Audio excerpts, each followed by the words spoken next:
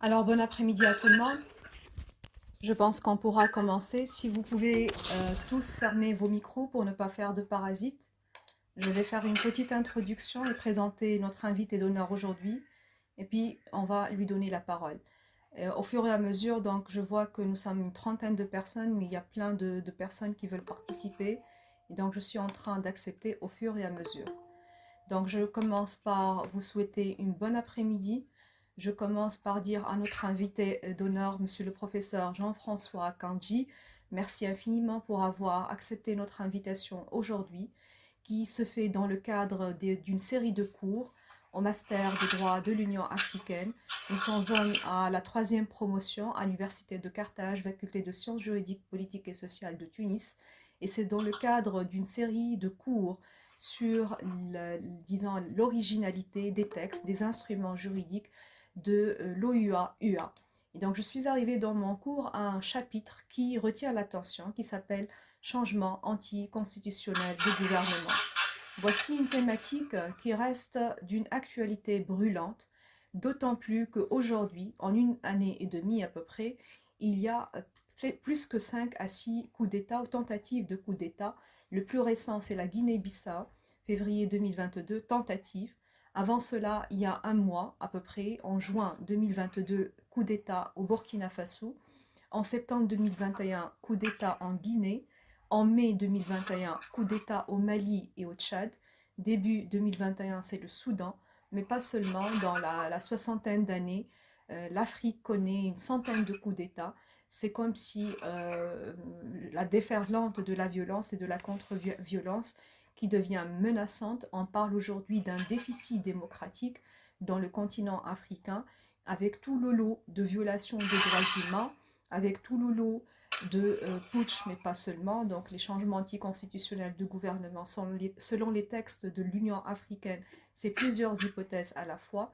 Et comme j'ai dit tout à l'heure, ces sources d'insécurité, ces sources d'instabilité, ça freine l'élan de prospérité, de développement durable, d'unité, d'intégrité, tels que sont décrits dans les objectifs de l'agenda 2063. D'ici 2063, nous rêvons, comme les pères fondateurs du panafricanisme, d'une Afrique unie, prospère et intègre. Et je pense avec ces problèmes à la fois politiques, constitutionnels, économiques, on ne peut pas arriver à ce rêve dans un continent où on massacre encore les droits humains, où on massacre des valeurs universelles d'état de droit, de gouvernance, d'élections libres et honnêtes. Et je parlais tout à l'heure de l'arsenal juridique parce que à mes étudiants, je ne fais que ça, je ne fais que mettre de la lumière sur les instruments où il y a justement condamnation, répression de ces changements anticonstitutionnels du gouvernement depuis l'acte constitutif, le fameux article 4P. Et donc là, on a une condamnation et un rejet de ces changements anticonstitutionnels du gouvernement jusqu'à la fameuse charte de la démocratie, de la gouvernance et des élections qui date de 2007, un excellent texte, un très beau texte, dans lequel on ne recense pas seulement, uniquement les cas de coup d'État, les cas de putsch, mais il y a d'autres hypothèses qui constituent ce que nous appelons dans la théorie constitutionnelle changement anticonstitutionnel du gouvernement, qui donne lui-même un certain nombre de conséquences, y compris les sanctions. Et ces sanctions peuvent être à la fois économiques, diplomatiques, politiques et autres. Et on peut même arriver à suspendre l'État qui fait un coup d'État. Donc votre intervention justement, elle est un peu dans la géopolitique, pas seulement que du droit international, du droit constitutionnel. Elle a été, parce que j'ai vu que vous travaillez beaucoup sur ces thématiques depuis une année et que demain d'ailleurs vous avez une série de conférences sur cela et je viens de voir le poster. Il y a aussi beaucoup d'autres conférences sur la thématique et j'ai vu que vous avez parlé entre autres du comment éviter les coups d'État en Afrique. C'est un titre extrêmement général et généralisé, mais qui attire notre attention.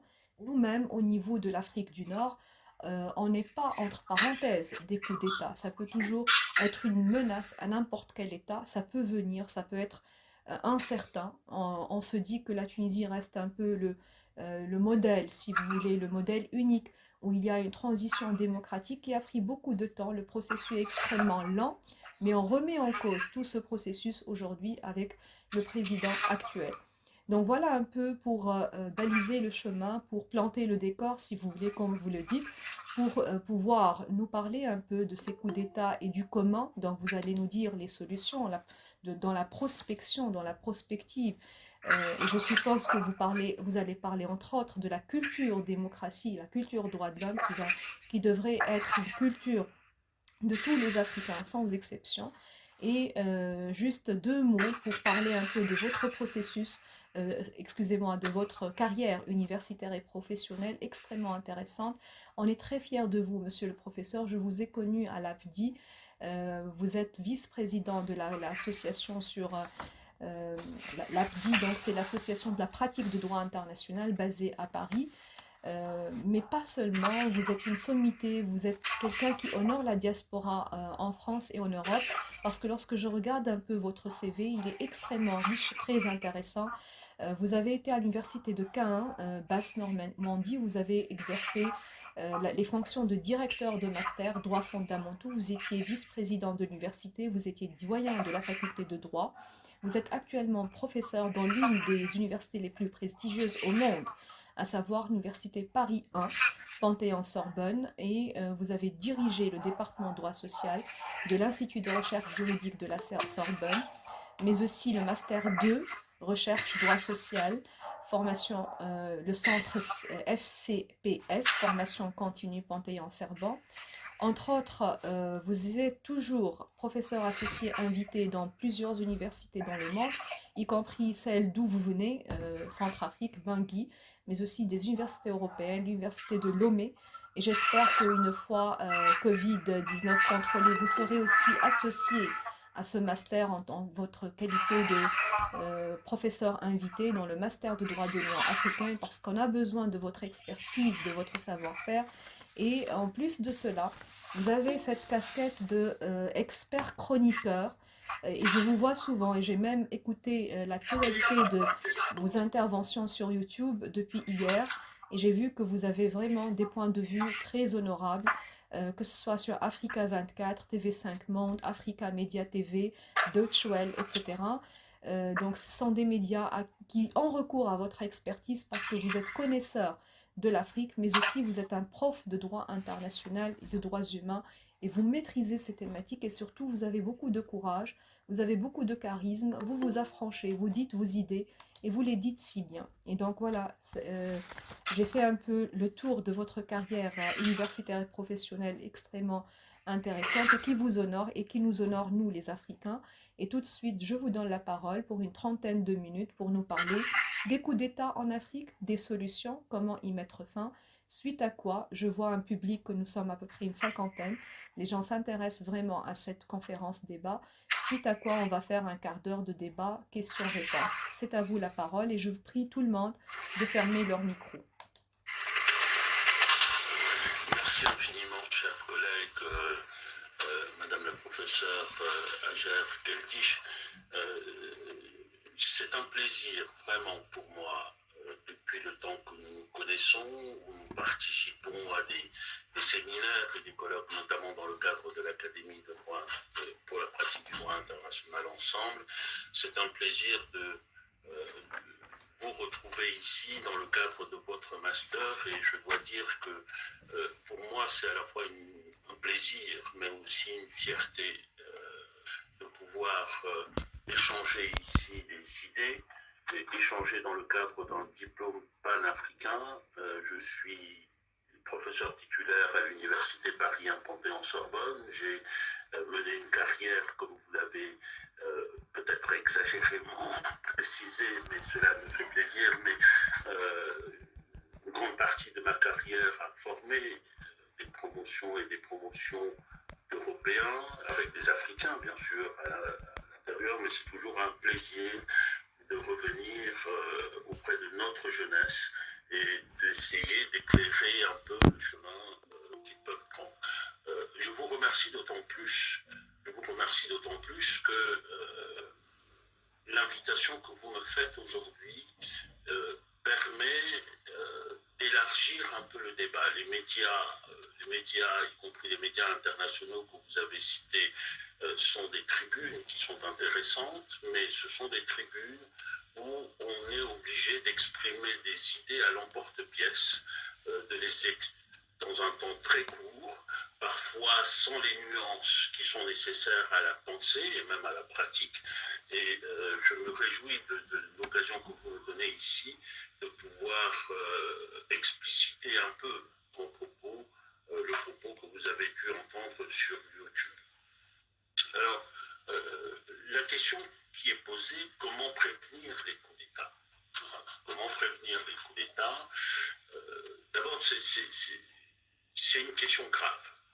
C'est une question grave pour notre continent parce que de la réponse à cette question dépend le sort d'un continent tout entier, de notre jeunesse aussi, parce qu'il s'agit pour nous, pour chacun, pour chaque génération, de préparer des lendemains qui soient meilleurs pour ceux qui vont arriver. Et c'est une question grave que j'aborderai avec cette gravité-là.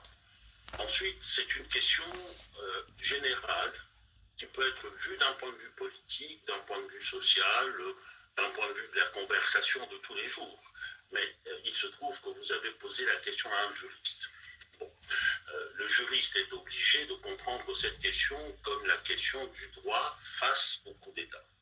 Droit africain face au coup d'État. Et c'est une question qui est en droit une question extrêmement profonde. Je le dis pour nos jeunes étudiants, une question extrêmement profonde qui touche à des questions essentielles, à des réflexions fondamentales du droit. C'est le rapport entre le droit et la force. La question du rapport entre le droit et la force, et surtout la question de la capacité du droit à réguler la force. Il y a là-dessus des écrits de philosophie du droit, mais aussi de théorie du droit qui sont fort intéressantes, sur lesquelles je ne reviendrai pas ici, mais peut-être qu'ils reviendront de manière sous-jacente dans les propos que je vais tenir ici, et en partant de ce postulat qu'il n'y a de société vivable et de société humaine qu'à partir du moment où le droit parvient à réguler la force. Et par conséquent, en partant de ce postulat-là, je pose ce postulat-là pour que mes propos soient bien compris par la suite. Un second postulat que je pose d'emblée est que la question qui sera sous-jacente, je parlerai très peu de démocratie, en réalité. Je parlerai des posons une autre question. En réalité, quand on pose cette question-là, on a en vue les mécanismes, tels que l'élection par exemple, des mécanismes tels que des mécanismes d'équilibre de pouvoir. On a en vue des techniques juridiques. Mais je veux poser la question en renvoyant au plus fondamental. La démocratie, c'est d'abord un ensemble de valeurs qui impliquent la liberté pour les citoyens, qui implique la participation à la gestion de la chose publique. Et peut-on affirmer, les yeux dans les yeux, que la liberté et la responsabilité et la participation ne seraient que des valeurs des autres, et pas des valeurs africaines? À ce que je sache, les Africains se battent pour ces valeurs-là. Les Africains perdent de la vie pour ces valeurs-là. Les Africains, je veux dire, compromettent même leur avenir et l'avenir de leur famille sur la base de ces valeurs-là. De telle sorte que, de mon point de vue, la démocratie, l'exigence démocratique et la revendication de démocratie est une revendication fondamentalement africaine, parce que c'est une revendication de liberté, une revendication de responsabilité et de participation à la gestion de la chose publique, c'est-à-dire à la gestion de nos affaires. Par conséquent, lorsque j'aborderai la question démocratique, et de manière sous-jacente, bien sûr, et surtout la question des coups d'État, je voulais faire cette précision-là au préalable pour qu'il n'y ait pas de quiproquo sur le sens de mon propos. Alors, je disais tout à l'heure que la question est posée à un juriste.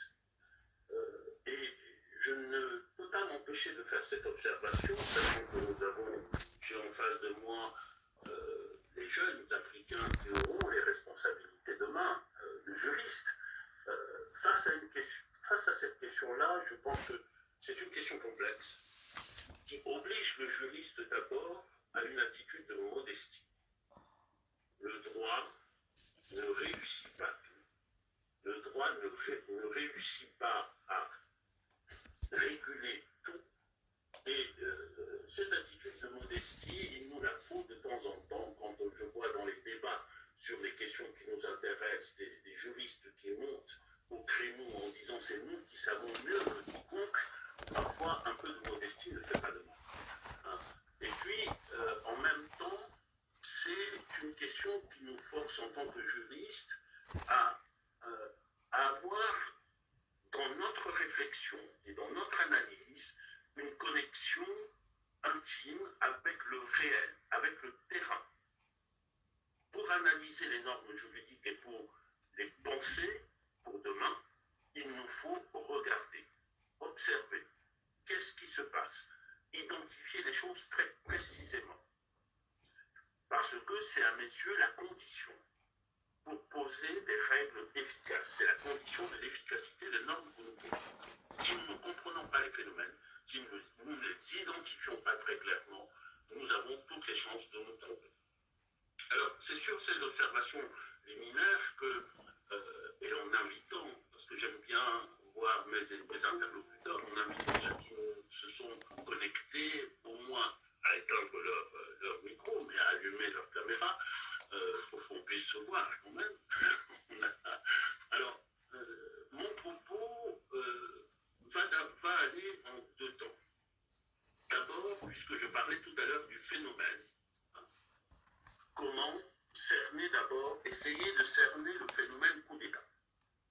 Ça va le premier temps.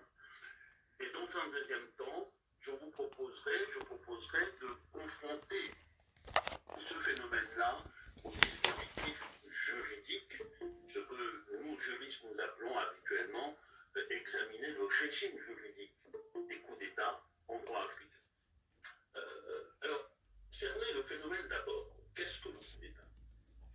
Qu'est-ce que le coup d'État? Et je m'en rapporte au propos liminaire de Madame la professeure Geldish, qui tout à l'heure a très très bien campé le décor en posant, en citant les exemples que nous avons devant nous. C'est ce réel-là. Coup d'État au Mali, coup d'État en Guinée, au Burkina, au Tchad, au Soudan, coup d'État raté ou tenté dans d'autres pays, Guinée-Bissau, au Niger, plus récemment. Voilà le terrain.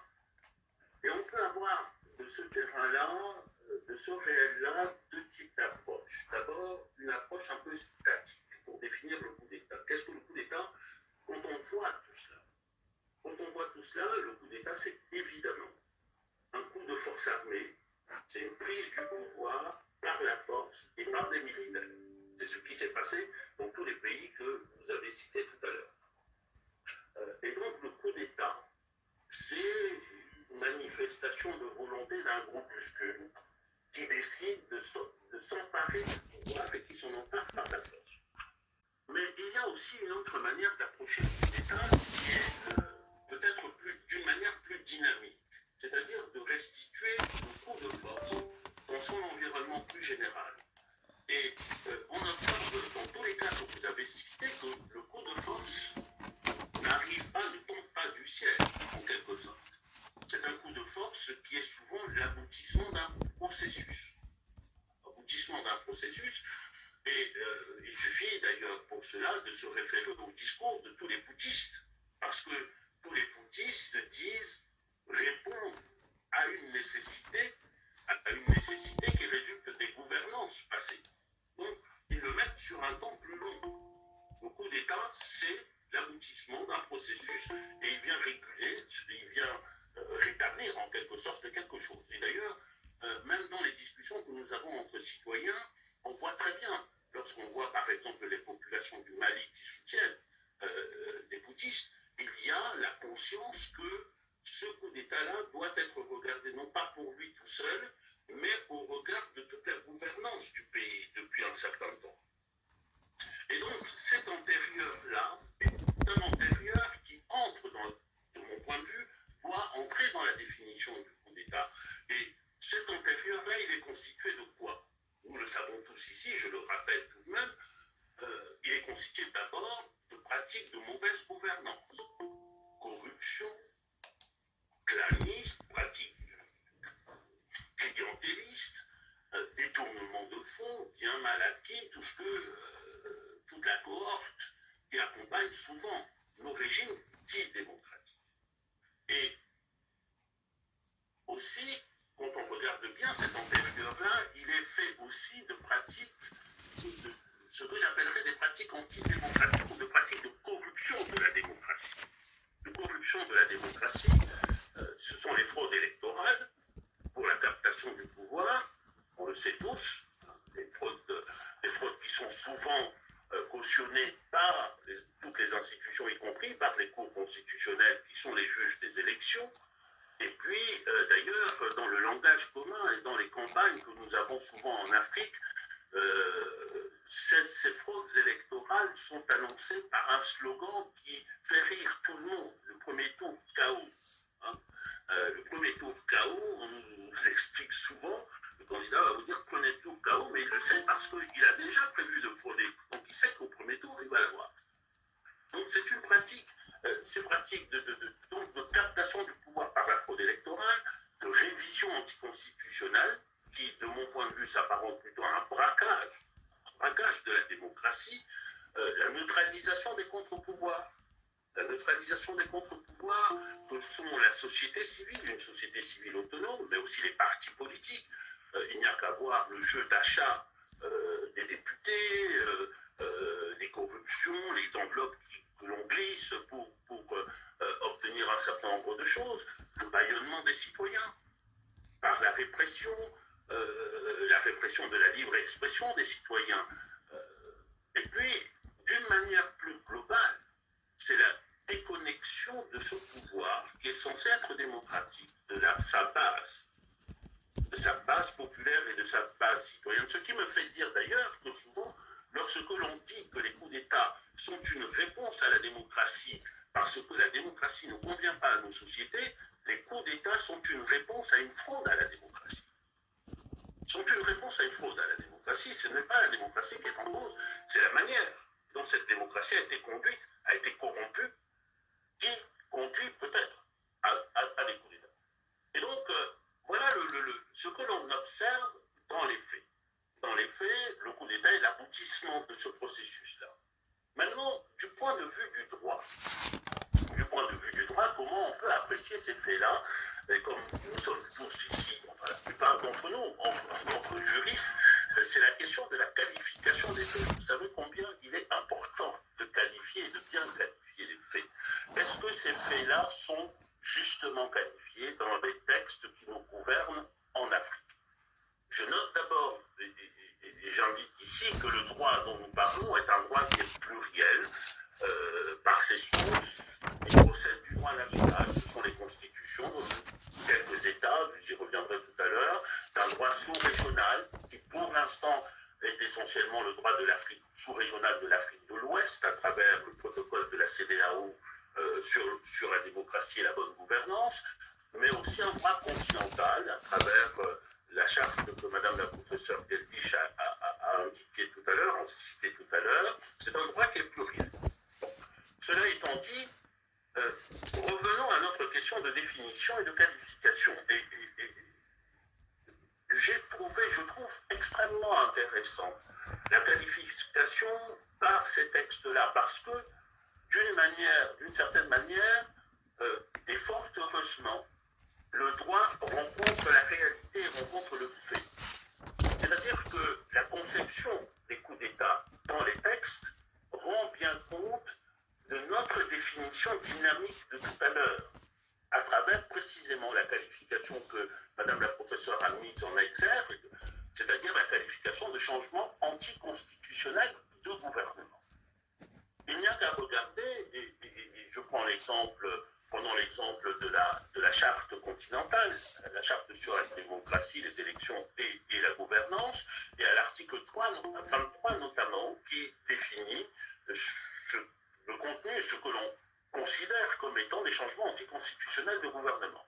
On y trouve nos fameux coups d'État, c'est-à-dire au sens strict, c'est-à-dire les putschs coups d'État contre des gouvernements démocratiquement élus, mais on y trouve aussi des interventions de mercenaires pour renverser un gouvernement démocratiquement élu. On y trouve également la dissidence et les rébellions contre un gouvernement démocratiquement élu, et on y trouve aussi le refus de remettre le pouvoir à un gouvernement qui a été démocratique, à des autorités qui ont été démocratiquement élues, et aussi, et j'y insiste, on l'oublie trop souvent, on trouve aussi, constitue aussi un changement anticonstitutionnel du gouvernement, les amendements et les révisions de constitution ou autres instruments juridiques qui portent atteinte au principe de l'alternance démocratique. Donc, si on prend le coup d'État dans notre sujet d'aujourd'hui, dans ce sens large-là, on rejoint assez le fait même, c'est-à-dire la réalité que nous observons dans nos différents pays, et le droit et le fait se rencontrent ainsi pour imposer une compréhension plutôt large de la notion de coup d'État. Et j'observe aussi qu'il en résulte quelque chose de plus important encore à mes yeux. C'est que, à vrai dire, quand on regarde à la lumière de cela, les putschs ou coups d'État militaires ne sont en réalité que des coups d'État dans des coups d'État. C'est-à-dire des changements anticonstitutionnels de gouvernement dans des changements anticonstitutionnels de gouvernement. Ils interviennent dans une succession de changements anticonstitutionnels. Et donc, ceci est important à relever, me semble-t-il, dans la perspective des solutions. Dans la perspective des solutions, y compris les solutions qui sont envisagées par les textes et qu'on va maintenant examiner. Mais bien sûr, avant de les examiner, je tiens quand même à préciser que ce que je viens de dire là n'implique pas pour autant la légitimation des coups d'État, c'est-à-dire les coups de force. On pourrait être tenté de le faire, et d'ailleurs, il y a quelques auteurs qui, ces derniers temps, la question est sur la table des discussions, celle de de la légitimation des coups de force par l'intégration, la constitutionnalisation des transitions. C'est une question qui est ouverte, mais et c'est une question qui peut d'ailleurs, d'un certain point de vue juridique et technique, trouver, je dirais, trouver du retentissement, c'est-à-dire trouver une certaine justification technique, notamment, et dans une discussion que j'avais récemment avec quelques collègues, internationaux,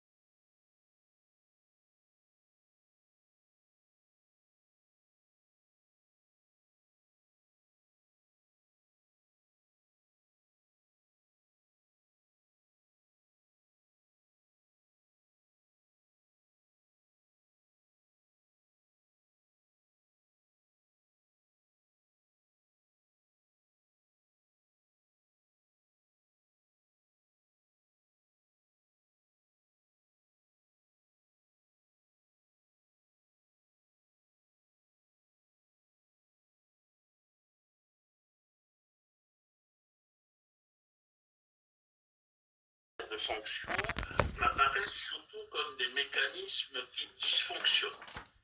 Jusqu'à maintenant, le constat que l'on peut faire, c'est celui d'un dysfonctionnement de ces mécanismes-là de sanctions. Dysfonctionnement, pourquoi Dysfonctionnement parce que, d'abord, il y a trois niveaux, je dirais, d'intervention. Ce sont des mécanismes d'abord qui sont défaillants, s'agissant de la surveillance des élections. Ce sont des mécanismes qui permettent une intervention en amont, une intervention, je dirais, de prévention, en quelque sorte de dérive antidémocratique. Et cela passe par des élections. Or, nous observons qu'il y a un fossé entre les textes, qui sont des textes parmi les textes les plus avancés dans le monde en matière électorale. Que ce soit au niveau de l'Union africaine ou au niveau de la CEDEAO, mais qui donne lieu à une pratique dont le moins qu'on puisse dire est que c'est une pratique carencée. C'est une pratique carencée. Les commissions d'observation électorale, les rapports d'observation électorale ont ce don particulier d'être toujours très positifs, très favorables. Les élections se sont bien déroulées. Je prends l'exemple du Mali, que j'avais pu suivre de bout en bout, y compris à travers les décisions des recours, les différents recours et les décisions de la Cour constitutionnelle. Ces élections-là étaient tout sauf crédibles. Étaient tout sauf crédibles. Il y a eu des fraudes massives. Il y a eu d'ailleurs, du point de vue même de l'expression du peuple, il y a la question de savoir si ce n'était pas qu'une infime fraction du peuple qui avait voté, puisque dans plusieurs endroits du Mali, il n'y avait pas eu vote à cause de la violence, par exemple. Et donc, il y a eu toutes ces malversations qui ont fini par être cautionnées par la Cour constitutionnelle par des raisonnements extrêmement scabreux, c'est-à-dire une même Cour constitutionnelle qui est capable de dire que sur les mêmes faits que c'est noir ici, dans la circonscription de Bamako, et de dire qu'avec les mêmes faits, l'élection peut être maintenue dans cette circonscription, mais avec les mêmes faits, il faut qu'elle soit annulée. Il y a quelque chose qui s'est passé, et malheureusement, quand vous prenez cela, ce que tous les Maliens savent, et dont ils étaient conscients, face au rapport d'observation des observateurs électoraux, que ce soit ceux de la CEDEAO ou ceux de l'Union africaine, il y a de quoi désespérer. Premier niveau de dysfonctionnement, les élections. Maintenant, s'agissant des sanctions coercitives qui ont été rappelées tout à l'heure par ma collègue, à savoir la suspension du pays de l'organisation, la décision de sanctions économiques éventuellement, ou même l'intervention militaire dans le cadre de la CEDEAO, par exemple. S'agissant de ces sanctions coercitives, il y a une sorte de focalisation, en fait, dans la pratique de ces sanctions sur les coups d'État militaires. Alors que quand on regarde les dispositions, que j'ai évoquées tout à l'heure, ces dispositions entrent dans le champ d'application de ces sanctions-là, aussi bien les changements anticonstitutionnels qui sont constitués par des révisions anticonstitutionnelles de la Constitution. Ces sanctions pourraient être déclenchées lorsque on assiste, comme on l'a vu en Guinée par exemple, à une révision de la Constitution pour briser la disposition l'interdiction du troisième mandat. Ces dispositions, il est intéressant de noter aussi que ces sanctions pourraient être déclenchées également par la violation massive des droits de l'homme, puisque la violation massive des droits de l'homme constitue également un des motifs pour lesquels ces sanctions peuvent être appliquées. Et donc on a ainsi, alors que nous avions défini, ces textes définissent le changement anticonstitutionnel de manière extrêmement large, une focalisation sur certains changements anticonstitutionnels de gouvernement et pas sur d'autres. Donc on ne l'applique pas aux révisions anticonstitutionnelles, on ne l'applique pas aux violations massives des droits de l'homme, on l'applique aux seuls coups de force, et encore, on les applique de manière sélective. Regardez par exemple le cas du Tchad, avec la réaction de l'Union africaine. Et tout cela, me semble-t-il, est de nature à produire une sorte d'auto-neutralisation des sanctions coercitives. Les sanctions coercitives se neutralisent elles-mêmes par le fait de leur défaut de légitimité, du fait de l'incohérence des organisations.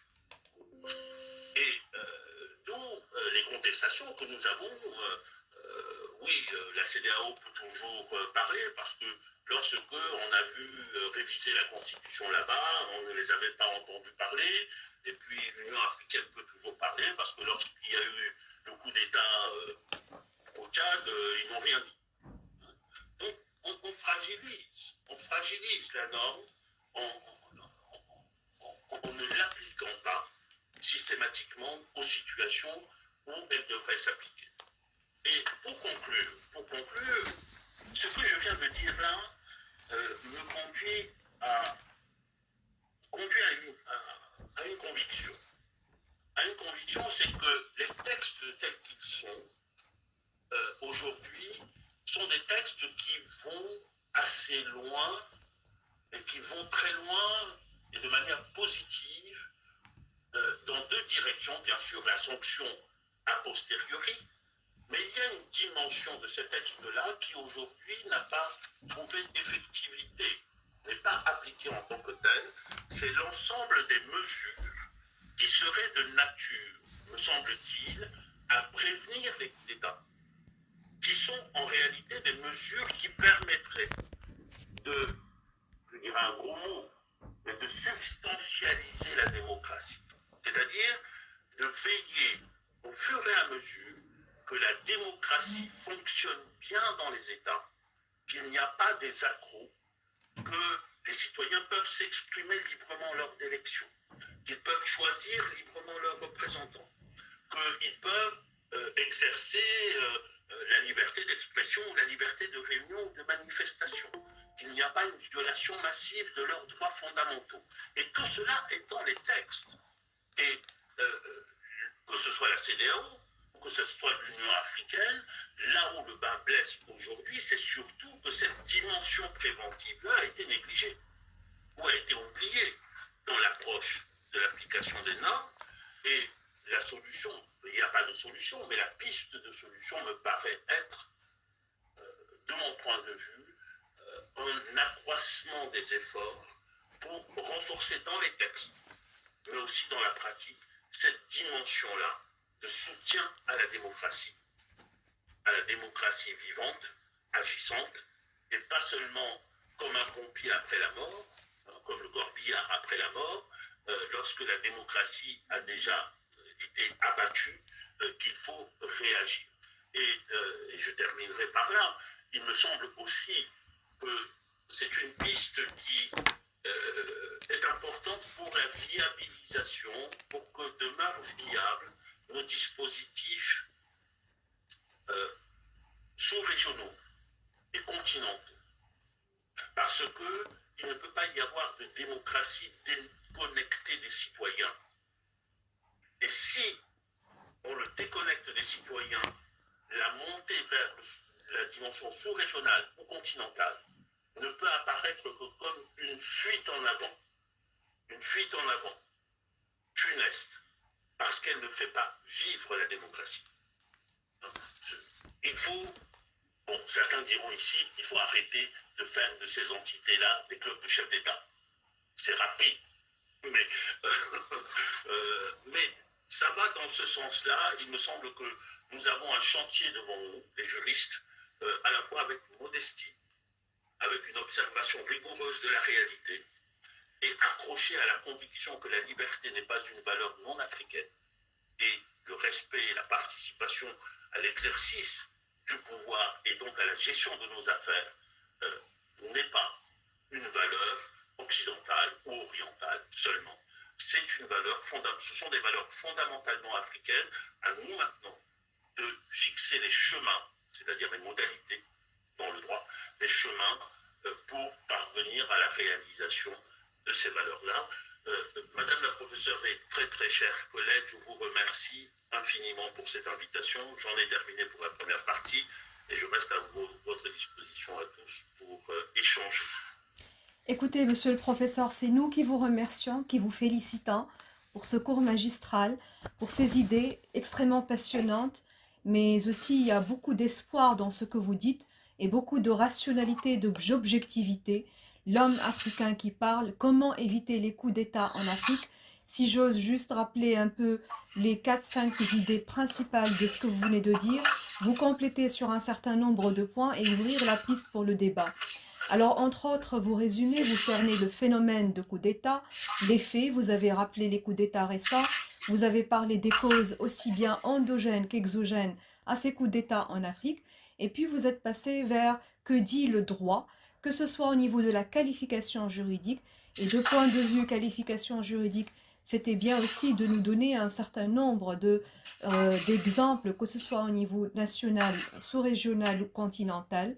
Vous avez aussi parlé des réponses du droit, du point de vue prohibition, et dans le même sens, vous êtes allé du national avec les exemples de la constitution tunisienne, centrafricaine, malienne, et puis au niveau sous-régional, notamment la CEDEAO, jusqu'à les textes fondamentaux de l'Union africaine. Et puis dans la réponse du droit, et c'était aussi une partie extrêmement intéressante et stimulante, les sanctions.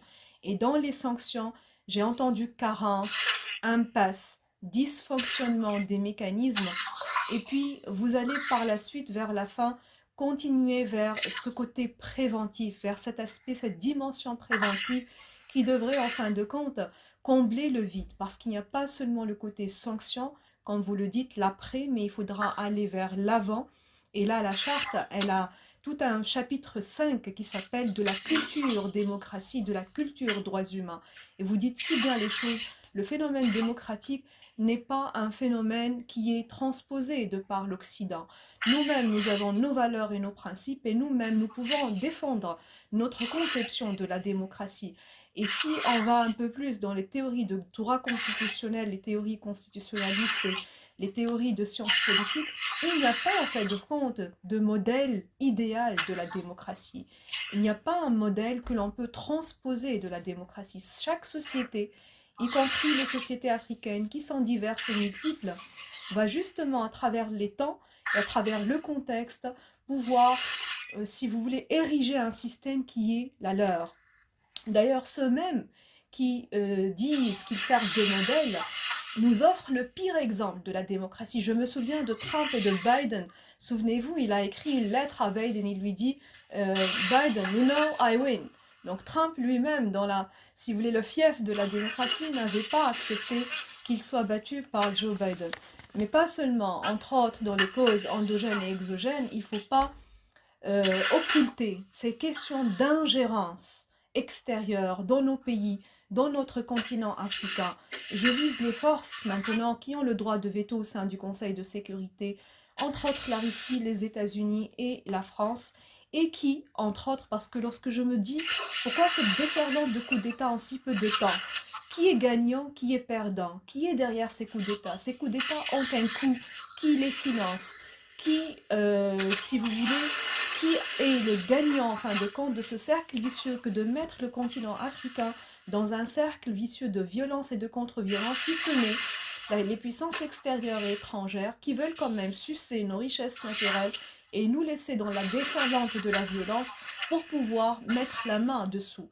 Ça peut aussi être une piste. Il n'y a pas seulement que nous-mêmes, les corruptions, vous avez parlé, on n'a pas vraiment les traditions démocratiques dans certains pays, on n'écoute pas les autres, on n'a pas cette liberté d'expression, on met tous ceux qui disent non, les opposants politiques, on les assassine, on les met dans les prisons, on les torture. La justice constitutionnelle, et vous avez touché du doigt un peu l'une des solutions les meilleures pour justement faire l'équilibre. Aujourd'hui, parfois, elle est corrompue, ou bien elle est juste vouée dans un cadre de conseil, le conseil constitutionnel. Ce n'est pas une cour en tant que telle qui pourra donner des décisions obligatoires. Entre autres, et j'en viens à un dernier point, qui est ériger les changements anticonstitutionnels de gouvernement en tant que crime international. C'est toute si vous voulez, une construction qui n'a pas été prise en considération, qui n'est pas encore entrée en vigueur, qui est dans le protocole de Malabo, qui va justement aller vers une modification de l'acte constitutif de l'Union africaine, le fameux article 4H. On a 3 cas d'intervention qui sont des interventions humanitaires, les cas de crimes contre l'humanité, crimes de génocide, crimes de guerre. Et on voulait ajouter un autre cas, un 4e cas, qui est pour le moins, pour l'instant un peu flou, je dis une notion fourre-tout, on parle de menaces graves de menaces graves à l'ordre légitime. Et on vise les changements anticonstitutionnels du gouvernement pour les ériger en tant que crime international. Et on va aller carrément dans la future cour fusionnée de justice et des droits de l'homme à un crime qui sera susceptible justement de sanctions pénales de par cette future cour africaine de justice et des droits de l'homme avec la section pénale. C'est de la prospection, ça viendra, je vous dirai encore plus. On a tout un projet au niveau de la Tunisie, un projet de cour mondiale constitutionnelle, une cour constitutionnelle internationale qui a commencé en 2006 en Tunisie, qui a pris forme en 2011. Tout un comité d'experts, on a pris beaucoup de moi-même, je fais partie de l'équipe. Ça peut vous surprendre, c'est un leurre, ça peut être une chimère, mais pourquoi pas? Celui qui a imaginé la Cour pénale internationale il y a 100 ans, on l'a pris pour un fou. Et c'était Monnier, c'était l'un des fondateurs du CICR. Mais la CPI aujourd'hui, c'est une réalité. Cette Cour mondiale des droits de l'homme ou la Cour mondiale constitutionnelle peut aussi, entre autres, être une réponse dans un monde futur, dans une trentaine, quarantaine d'années après. Ce n'est pas pour le moment chose réalisable, parce qu'il y a des différences autour même des principes démocratiques. Et je voulais, tout à l'heure, dans l'introduction, et j'ai omis de vous le dire, que ces questions démocratiques sont par essence internes, et que dans la charte, il y a le principe de non-intervention et de droit de libre disposition de son système politique, juridique, social, culturel. Donc, a priori, c'était des questions internes. Mais vu la chute du mur de Berlin, la globalisation, la mondialisation, les valeurs démocratiques deviennent des valeurs universelles qui sont unanimement reconnues par tous.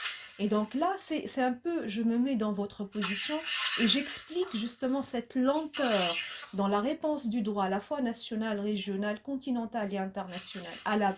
Au départ, ce sont des questions purement internes. C'est libre choix de son système donc politique. Mais à un certain moment, ce sont des valeurs qui deviennent carrément universelles, qui intéressent les États du monde entier, qui deviennent un idéal auquel le monde entier va y arriver un jour. Sauf que au niveau de l'action, de la pratique, vous le dites si bien, il y a un contexte différent, mais pas seulement, il y a un environnement différent, il y a un égoïsme différent d'un pays à l'autre, mais aussi il y a, si vous voulez, des ingérences extérieures qui s'ajoutent un peu au décor et qui font que parfois on a les mêmes ingrédients, exactement les mêmes ingrédients, et on va qualifier dans une partie du globe changement, coup d'État, et donc tout de suite, rapidement, tous les mécanismes sont mis en œuvre, alors que dans un autre point du globe, c'est les mêmes contextes, mais on ferme les yeux, on ne qualifie pas, on ne fait rien. Voilà un peu donc pour, si vous voulez susciter le débat, et je sais que c'est un succès fou aujourd'hui cette conférence, jamais on est arrivé à 65, et donc cela vous dit à quel point, monsieur le professeur, votre conférence est très attendue, bien qu'on l'avait concoctée à moins de 24 heures, je vous ai donné donc, enfin, je vous ai abordé hier, le soir, tard, et on a commencé la divulgation aujourd'hui matin, et voilà que c'est la première fois vraiment, je suis très contente que cette conférence débat elle a atteint à un certain moment 65 personnes avec des personnalités, des personnes qui viennent du continent africain, mais pas seulement, aussi le continent européen. Nous avons beaucoup d'amis qui deviennent les amis du master et qui pratiquement sont en train de suivre nos conférences débat, mais aussi nos étudiants à qui je donne bien sûr priorité. Les étudiants du master, parce que ce cours magistral, il est pour nos étudiants. Si jamais il y a quelqu'un qui veut prendre la parole, il peut toujours lever la main. Je n'ai pas levé la main, mais on peut le faire de façon comme ça, physique. Sinon, il y a tout ce qui est texte, donc la partie texte, je peux toujours lire les questions et on a déjà. Alors, priorité à mes étudiants. Ensuite, tous ceux qui veulent prendre la parole, je vois Monsieur Chando et je vous remercie d'être avec nous depuis le départ. Peut-être je pourrais vous donner la parole tout à l'heure. Est-ce que parmi les étudiants, il y a quelqu'un qui veut prendre la parole? Sinon, Emmanuel Dolo, il nous a déjà posé une question. Qu'est-ce qu'il faut faire pour équilibrer l'attitude des institutions sous-régionales et surtout de l'attitude de poids de mesure devant les différents coups d'État en Afrique? Monsieur Olandjou, je me demande, est-ce qu'il n'y a pas des raisons économiques internationales en bas des coups d'État? Donc ça, c'est entre autres les questions sur la zone texte. Je pourrais peut-être donner la parole à Monsieur Chandu parce que je vous vois depuis tout à l'heure très attentif, vous suivez avec beaucoup d'intérêt le débat. Et puis on verra après si quelqu'un d'autre veut prendre la parole. C'est à vous, Monsieur le professeur, Monsieur Chandu.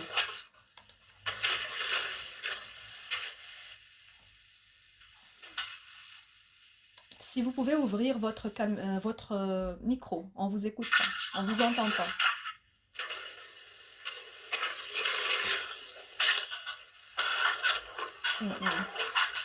Un problème, il y a un problème. C'est votre casque aussi, peut-être. Il faut peut-être.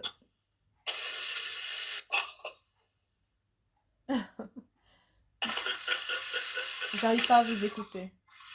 Oui. Non, non plus. On n'entend pas. On vous entend pas assez. Et Oui, maintenant? parfait. Maintenant, Très bien. Allez-y. Ok. Je vous remercie très bien. Je vais vous avertir que je suis de la Guinée-Bissau. Donc, mon français, c'est pas terrible. Et justement parce qu'il y a 2 semaines à peu près qu'on a eu un sursaut à Guinée-Bissau. Et quand j'ai vu l'annonce de cette conférence, je me suis intéressé, bien sûr, pour apprendre beaucoup de choses qui pourraient me servir donc, parce que aussi je suis en train de créer une NGO culturelle qui va aider donc l'élévation de la conscience de la culture nationale. Parce que je crois qu'on a beaucoup de problèmes en Afrique, et chez moi surtout.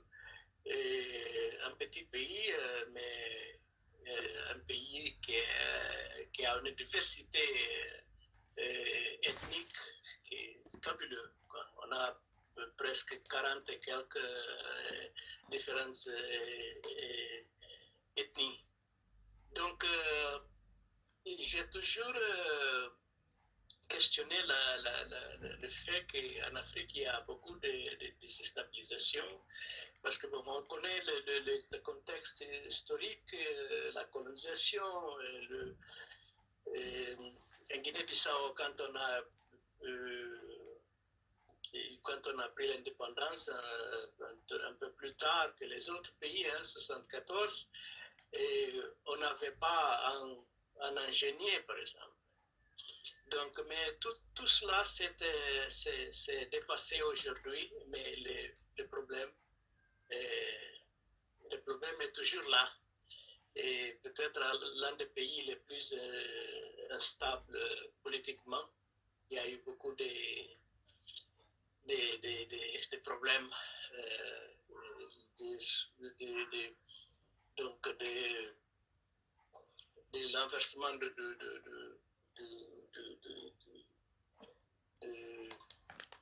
des autorités en place, des autorités légitimes. Exactement.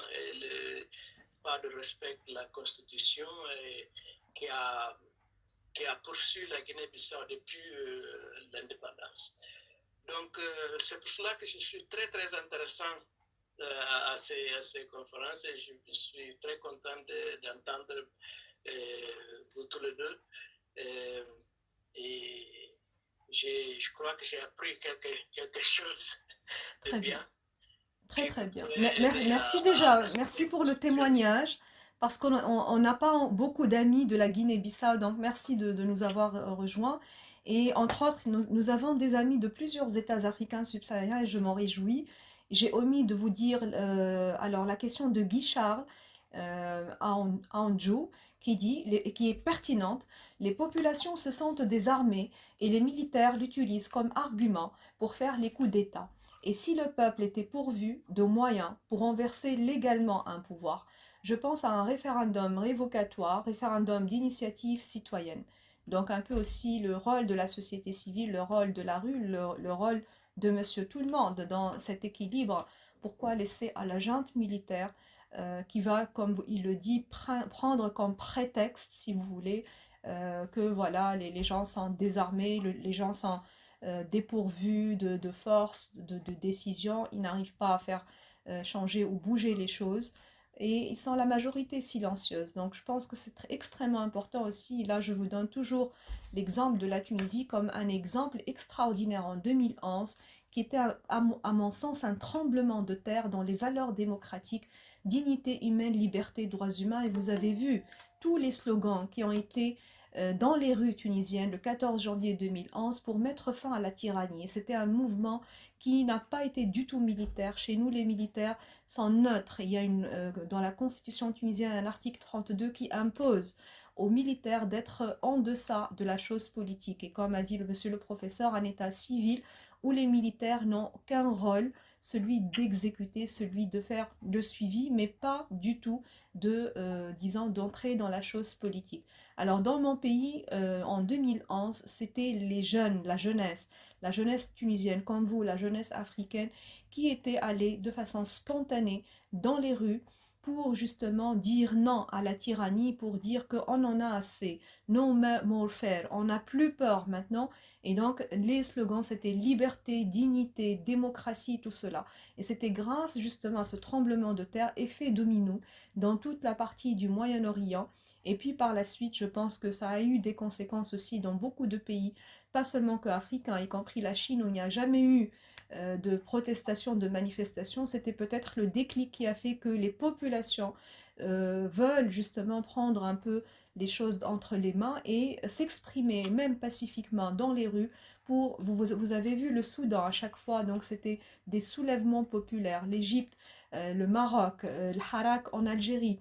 Donc je pense que c'est vraiment un phénomène tout à fait nouveau depuis une dizaine d'années qui fait que on a le contrepoids. Il n'y a pas que les militaires, il y a une autre donne qui est les populations civiles qui, eux, s'ils le veulent, s'ils le souhaitent, s'ils observent qu'il y a des décennies de tyrannie, on veut inventer même des chasses Tefal pour éjecter les tyrans qui sont là pour 23 ans, pour 25 ans, pour 30 ans. Et là, encore une fois, j'appuie sur le côté où la perspective préventive. Vraiment, la démocratie, c'est un processus extrêmement compliqué, extrêmement lent, qui nécessite beaucoup de concessions. L'Espagne de Franco ou la France de Napoléon a mis quand même des vingtaines et des trentaines d'années pour arriver à asseoir les valeurs de démocratie. C'était au prix de beaucoup de concessions. Donc tout ce phénomène de contre-démocratie, de pouvoir et de contre-pouvoir, ces différents retours en arrière, je pense que c'est sain, it's healthy. C'est tout à fait normal dans des sociétés comme les nôtres où il n'y a pas de tradition de démocratie, où la démocratie est un apprentissage de chaque jour, que l'on fasse des reculs parfois. Mais justement, pour arriver à faire l'équilibre, il n'y a pas que le droit. C'est un phénomène de société, c'est un phénomène de culture beaucoup plus que. Et puis les médias, le rôle des médias, le rôle des ONG, des associations qui vont mettre toute la vérité autour des violations graves des droits humains, autour des gens qui sont dans les prisons parce qu'ils ont dit un mot libre. Je pense que tout cela pourra œuvrer pour arriver à asseoir une meilleure démocratie dans notre continent africain qui en ont besoin. J'ai dit tout à l'heure, il y avait au départ une vingtaine de personnes, peut-être vous ne m'avez pas encore euh, vous n'avez pas entendu l'idée que je suis en train de défendre. L'agenda 2063, c'est une idée qui va vers une Afrique unie, intègre et prospère.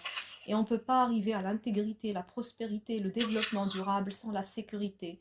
Et on ne peut pas arriver à la sécurité dans des sociétés où on est rongé par ces coups d'État, par ces coups de terrorisme, par ces mouvements de population, d'immigration clandestine. Je pense que c'est un premier édifice qu'il faudra faire pour arriver à l'édifice de la structure, disons, unie. L'intégration économique a commencé, vous le savez, l'entrée en vigueur de la ZLECAf, mais il y a tout un tas de choses qui vont arriver par la suite. Et je pense que si on n'a pas une harmonie interne dans nos sociétés, dans notre prise de pouvoir, dans le contrôle des pouvoirs, dans cet équilibre entre les trois pouvoirs, dans le rôle de la justice constitutionnelle, dans le rôle de la société civile, on ne peut pas justement arriver à une Afrique unie et prospère. On va tout le temps rester dans ces impasses que le professeur avait tellement bien fait, bien exprimé et présenté, la carence, l'impasse, les dysfonctionnements. Voilà donc un peu ce que je voulais vous dire. Je pense que je ne vois pas d'autres questions. Si, Non, Dominique Houlet. Voilà, je fais. Qui veut prendre la parole déjà? C'est? je peux ajouter un mot peut-être Allez-y, à ce s'il vous que plaît, prenez la parole. dit Allez-y. chef Beck. Présentez-vous, s'il vous C'est plaît, le pays et votre pays. c'est le professeur Akanti. Donc, Ah, je pensais qu'il y avait un autre intervenant qui voulait prendre la parole. Allez-y, je vous non, donne mais le mot de la fin parce qu'on est à 1h30 déjà. Vous pouvez oui, oui, rassembler toutes les différentes questions et vous pouvez exactement. conclure et peut-être si jamais il y a un deuxième tour, on verra. C'est à vous, professeur. Merci beaucoup. Bon, je vais esquisser quelques réponses, enfin quelques éléments de réponse à ce qui a été dit. Euh, la question, je pense qu'on est à une phase qui est positive et préoccupante en même temps. Euh, ce que nous constatons dans tous nos pays, c'est une aspiration très très forte des citoyens et de la jeunesse en particulier, à prendre son destin en main, à œuvrer dans son pays, à être libre dans son pays et à gouverner dans son pays. Et cette aspiration-là, c'est la dimension préoccupante, c'est une aspiration qui est instrumentalisée, comme ça a été dit tout à l'heure très très justement. Mais quand on regarde bien, il n'est pas si étonnant que cela, que ça soit instrumentalisé. Parce que depuis les révolutions arabes, par exemple, notamment qui ont commencé par la Tunisie, quand on regarde également ce qui s'est passé au Burkina Faso à l'époque du ballet citoyen ou dans d'autres pays où la société civile s'est levée, il y a, euh, on est obligé de constater que lorsque la société civile se lève, il peut changer le pouvoir, il peut évacuer un pouvoir, il peut chasser du pouvoir. Mais la société civile se lève généralement sur un mot d'ordre, c'est nous ne voulons plus un tel, nous ne voulons plus de cette gouvernance-là. La difficulté, et c'est une difficulté objective, la société civile ne peut pas construire un projet projeté vers l'avenir. Elle se lève parce que, bon, on est pris au tripes, on ne veut plus subir. Et c'est là que se situe justement l'instrumentalisation, parce qu'il y a des forces qui sont très bien organisées et qui vont surfer là-dessus et vont prendre le pouvoir. Et quand on a fini de manifester, nous les citoyens, qu'est-ce qu'on fait? On dit, on rentre à la maison, on va travailler, on va nourrir nos familles. Et donc, ceci me pousse à la réflexion que je mène depuis un certain temps, c'est que il faudrait peut-être que nos sociétés civiles puissent être introduites ou insérées dans les mécanismes mêmes de contre-pouvoir constitutionnel. Quand la chose finit, quand les dispositions constitutionnelles, les mécanismes constitutionnels échouent complètement, que les citoyens soient le dernier recours et pas l'armée. Et ça demande à ce que nous réfléchissions nous-mêmes, sur ce que nous pouvons prévoir pour notre continent. D'où l'intérêt d'ailleurs de ce qui a été dit tout à l'heure très justement par Madame la professeure, c'est la nécessité de mettre en phase notre constitutionnalisme et notre fonctionnement démocratique avec nos réalités. Et si on arrivait, si chaque citoyen africain, si les citoyens africains, quel que soit, même dans le village le plus reculé, étaient assurés par exemple de deux choses très très simples.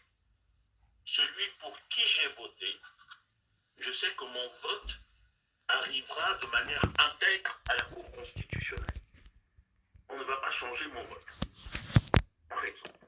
Et puis, lorsque j'ai des besoins et que je les exprime, je sais que ça sera pris en compte. Rien que ces deux éléments-là, qu'on traduit généralement par l'inclusivité, etc., etc., rien que ces deux éléments-là permettraient que nos populations soient moins perméables à l'instrumentalisation, parce que l'instrumentalisation sera toujours là. Quelqu'un a souligné tout à l'heure tout à fait justement qu'il y a derrière tout cela des intérêts économiques, qu'il y a des intérêts géopolitiques, qu'il y a des intérêts même militaires, et que, comme le rappelait la professeure tout à l'heure, le financement de ces coups d'État ou le financement de ces coups de force, il vient bien d'ailleurs. Il vient bien d'ailleurs. Et j'observe d'ailleurs quelque chose d'encore plus préoccupant au plan africain, c'est que l'instrumentalisation de nous, citoyens, va jusqu'à nous faire renoncer à ce que nous avions considéré en Afrique comme étant des pratiques que nous devions bannir, parce qu'ils étaient source de ce que le président Embalo disait tout à l'heure, ils étaient source de déstabilisation. Par exemple, je prends juste cet exemple-là, aujourd'hui, vous ne pouvez plus parler de la lutte contre le mercenariat en Afrique, sinon on va vous traiter d'agents suppôts de l'Occident. Et ceci en oubliant que la lutte contre le mercenariat, c'est l'Afrique qui l'a portée. Parce que pendant les années 60, lors des combats de libération, et pendant les années 60 et les années 70, il n'y avait que cela, la déstabilisation par des mercenaires. En Guinée-Bissau, en Guinée, un peu partout en Afrique. On connaît le nom de ce fameux Français qui est la première convention anti-mercenariat est une convention de l'OUA, de l'Organisation de l'Unité africaine. Et la convention internationale contre le mercenariat, c'est la première convention qui a été adoptée sur initiative africaine. Et l'Afrique disait non au mercenariat, parce que le mercenariat est une source de déstabilisation de nos populations.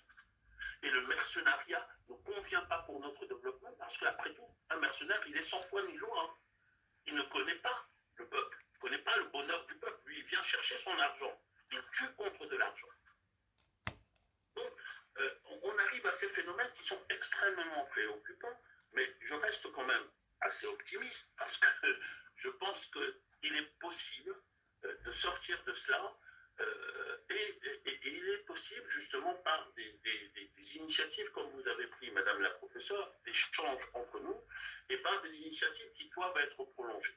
Je vous annonce ici, peut-être que nous nous reverrons dans un avenir très proche, avec quelques amis. Nous sommes en train de finaliser, en réaction avec tout ce qui se passe en Afrique aujourd'hui, un think tank qui s'appellera Nouvelle Perspective Démocratique Africaine, parce que nous sommes convaincus qu'il nous faut penser en tant qu'Africains la démocratie africaine. Et pour le penser en tant que démocratie africaine, il faut être attentif, comme je l'ai dit tout à l'heure, à nos réalités à nous, à la façon dont nous pouvons intéresser la population à exercer son rôle citoyen, à la façon dont on peut prendre en compte, aux mécanismes qui permettent de limiter nos gouvernants, de les tenir, parce qu'après tout, le pouvoir est à nous. C'est notre revendication à nous. Le pouvoir est aux citoyens. Donc, il faut pouvoir penser cela, et même dans une perspective, je terminerai par là, dans une perspective qui d'ailleurs que nous perdons de vue. L'Afrique est un continent, mais qui n'a pas intérêt à être fermé. Je ne dis pas à être fermé seulement dans un sens, c'est-à-dire que les autres viennent pénétrer chez nous, parce qu'aujourd'hui c'est ce qui se passe. Nous sommes devenus ce qu'ils appellent la dernière frontière, c'est-à-dire que nous sommes devenus le terrain où toutes les puissances vont venir. Mais il se trouve que dans notre réflexion à nous, nous ne pensons jamais en tant qu'Africains à ce que nous pouvons apporter aux autres, ce que nous pouvons faire valoir face aux autres.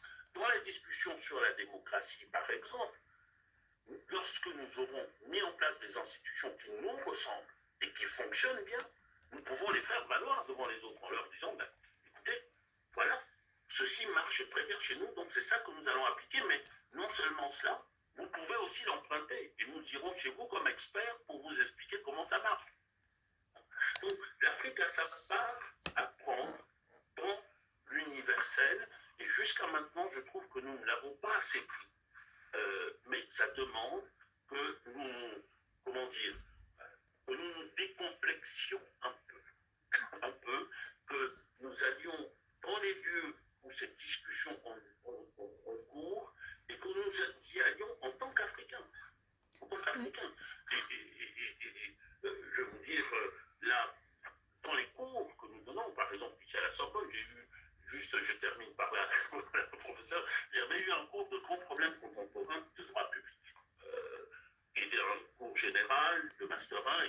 fait au concours, au grand concours en France, à l'ENA, aux affaires étrangères, etc. Et dans ce cours, on a l'intérêt de choisir les thèmes que l'on aborde, et j'avais choisi notamment parmi les thèmes le thème de l'État failli. L'État failli, que nous connaissons très bien en Afrique, on nous cite toujours en exemple. Hein. C'est un très mauvais exemple, mais on nous cite toujours en exemple. Mais il se trouve que la notion d'État failli, ce n'est pas nous qui l'avons inventée.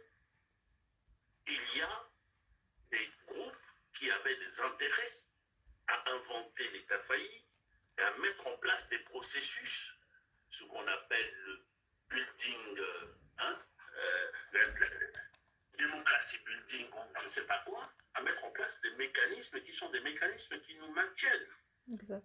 sous le joug. Et donc, ce sont des choses que nous pouvons divulguer ici, je le fais ici, pourquoi ne le ferions-nous pas ailleurs? Donc voilà, je terminerai par là, et je me réjouis vraiment, Madame la professeure, de cette invitation-là, de l'échange, et je ne sais pas, peut-être qu'on va poursuivre. Peut-être juste un deuxième tour, parce que je vois quand même beaucoup de commentaires. Ce que vous dites suscite vraiment l'intérêt. Anna Fatim, bonjour tout le monde. J'aimerais savoir que disent les communautés internationales par rapport au coup d'État en Afrique francophone et surtout qui continue sans cesse. L'exemple de mon pays, le Tchad, qui a connu que les coups d'État depuis l'indépendance. Merci. Donc elle veut voir le point de vue de l'extérieur par rapport à ces coups d'État. Alors, Lesline, on a l'impression d'être presque dans un cercle vicieux. Alors, il y a Kedou. Moi, c'est docteur Kedou, docteur en droit public, Université de Kara du Togo. Ma question est la suivante. Est-ce que les coups d'État en répétition en Afrique, surtout francophone, n'est pas la preuve de l'échec de la démocratie représentative? Est-ce qu'il ne faut pas ajouter à nos régimes une bonne dose de démocratie directe, notamment le référendum sur les grandes questions concernant la vie de la nation, bien sûr en garantissant des consultations transparentes? Lesline, il y a eu des soulèvements populaires dans ces États concernés, je pense au Burkina, mais aujourd'hui, il y a une sorte de recul. Dominique Houlet, la semaine dernière, le Conseil constitutionnel burkinabé s'est autosaisi, s'est prononcé relativement au coup de force opéré par le junte militaire, de par la décision rendue par le juge constitutionnel. À cet effet, pourrons-nous penser que ce juge fait des coups d'État un autre mode de dévolution du pouvoir? Bédane Gizin, bonjour Bédane, Centrafrique. Cette conférence est un support de réflexion solide sur le sujet de la recrudescence des coups d'État. Il méritera d'être partagé massivement. Heureusement que j'y ai pensé. J'ai enregistré sur mon téléphone et après votre permission, monsieur le prof, je vais mettre ça dans un Google Drive et je ferai un petit compte rendu et je mettrai tout l'enregistrement parce que c'est très utile ce que vous venez de dire. Et maintenant, Junior, je pense que vous pourrez... Ah, il y a encore des... C'est incroyable, on va faire 2 heures là. Il y a encore des sollicitations. Bon, je dirais d'abord les autres commentaires. Ah bon. De mon côté, on peut tenir les 2 heures. Ça ira, je suis désolée, je sais que vous avez plein d'engagements, merci. Kedou, salutations pour nous qui avons pris la conférence en cours. Est-ce possible d'avoir un enregistrement? Heureusement que j'y ai pensé, donc je vais juste après la conférence mettre ça sur Google Drive et partager massivement sur tous mes réseaux. Alioun Ngoum, bonjour, merci pour cette présentation. Je souhaite intervenir s'il vous plaît. D'accord, Mourad Bendieb de la Tunisie qui était le secrétaire exécutif de l'Union africaine et qui était aussi, secrétaire général de l'Union africaine et qui est actuellement le secrétaire de l'OIF à Paris. Bonjour, est-il possible encore de prendre la parole? Ça sera avec grand plaisir. Salomon, bonjour à tous. N'est-il pas préférable que les organisations sous-régionales et régionales africaines renvoient leur logiciel fonctionnel dans ces contextes de coups d'État répétitifs? Boris, les causes de déstabilisation et de prise de pouvoir par les militaires sont nombreuses et se manifestent sensiblement de la même façon dans tous les pays d'Afrique avec quelques différences.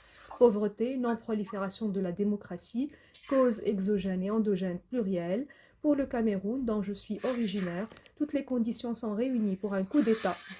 Mais pourquoi ce n'est pas arrivé en dehors du coup d'État marqué de 82? Ça va venir, vous étiez dans la Coupe du Monde, ça va venir. Soyez patients. Kedou, le respect de l'intégrité des votes passe dans une certaine mesure par la proclamation des élections, bureau de vote par bureau de vote. Si on doit faire la transparence, il faut qu'elle soit intégrale. Boris Cyr, il dit l'habileté politique à surfer sur la posture géopolitique du Cameroun, l'implication des représentants des différents groupes dans la gestion de la chose publique, la réorganisation territoriale du commandement opérationnel et surtout aussi paradoxal que cela puisse paraître, l'illusion de décentralisation du pouvoir décisionnel dans le champ sécuritaire. La démocratie reste une construction, l'on doit pouvoir l'africaniser. Ensuite, alors il dit, alors un autre, Moussa, vraiment ça suscite beaucoup d'intérêt. Professeur, je suis géographe, c'est Aboubakar Moussa. Je vous écoute de Galois au Cameroun. Je vous remercie pour cette initiative. Merci au prof Akanji pour sa brillante présentation. Nous avons besoin de l'unité de l'Afrique pour sa survie. Affirmatif.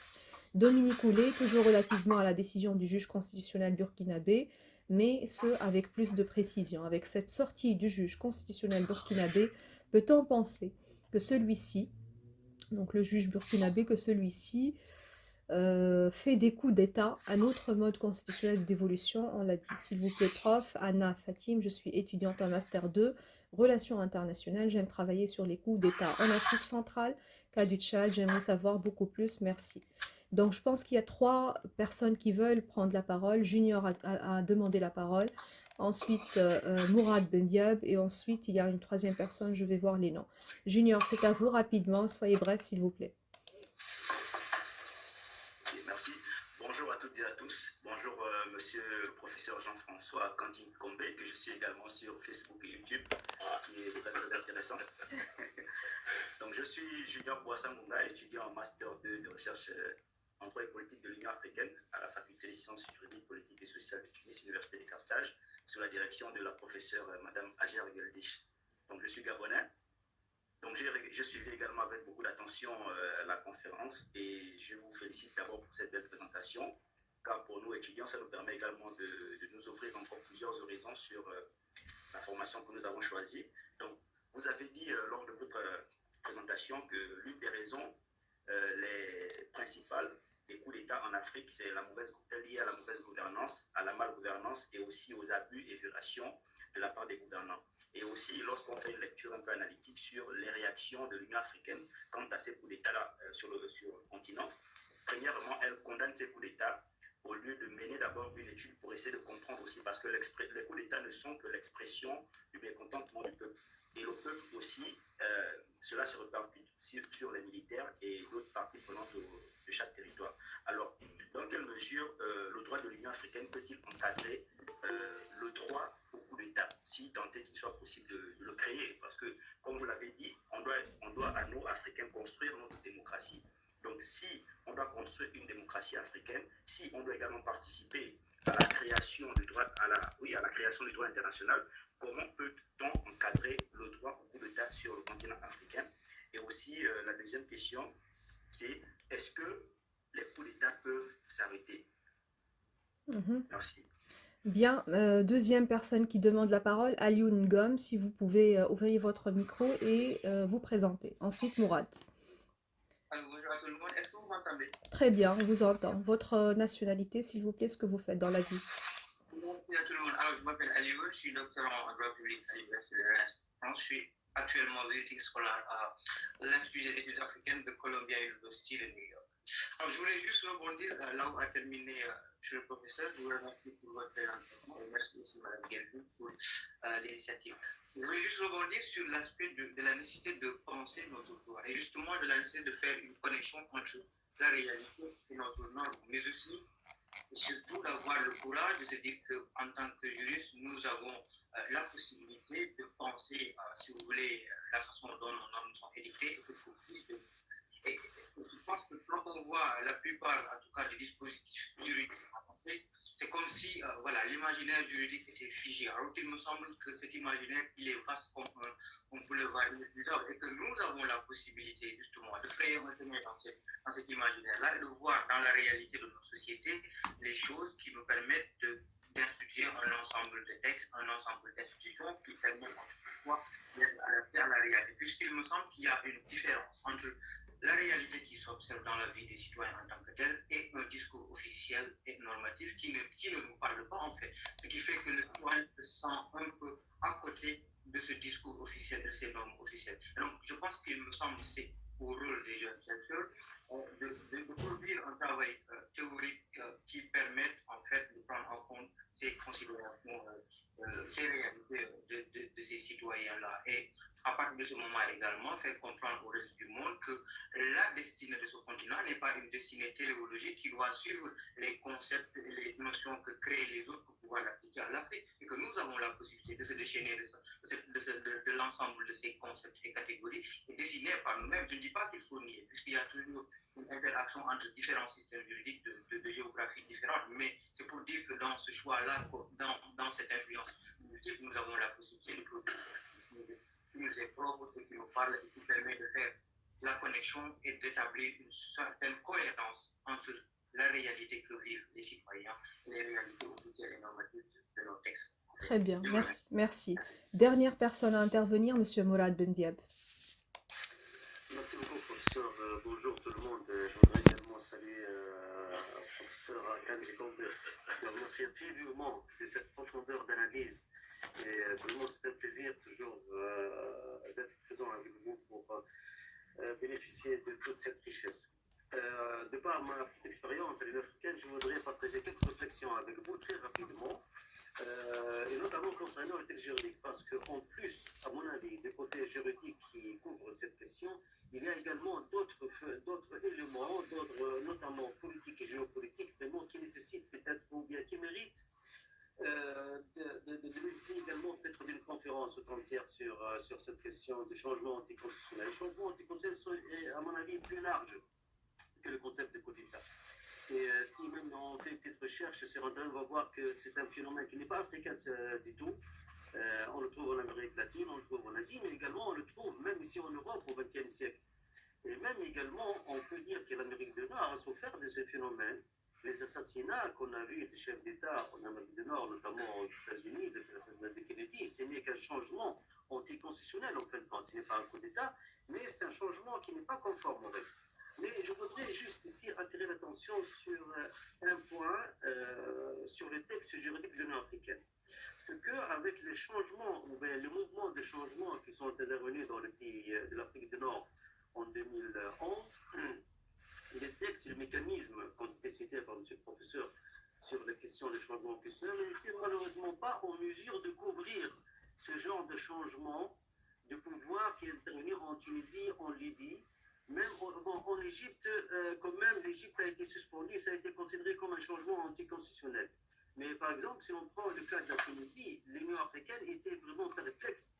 Elle n'a pas pu se prononcer. Également sur la question de Libye. La Libye, lorsque la Libye était à l'époque de l'ancien dirigeant de la Libye, M. Kadhafi, il n'y avait pas de constitution. Alors, certains, même représentants d'État à l'Union africaine à cette époque-là, lorsqu'il y a eu ce changement, les changements de pouvoir en Libye, ils se sont posé la question, comment qualifier ce changement anticonstitutionnel lorsqu'il n'y a pas de constitution dans le pays? Voilà. Ça, c'est le côté juridique.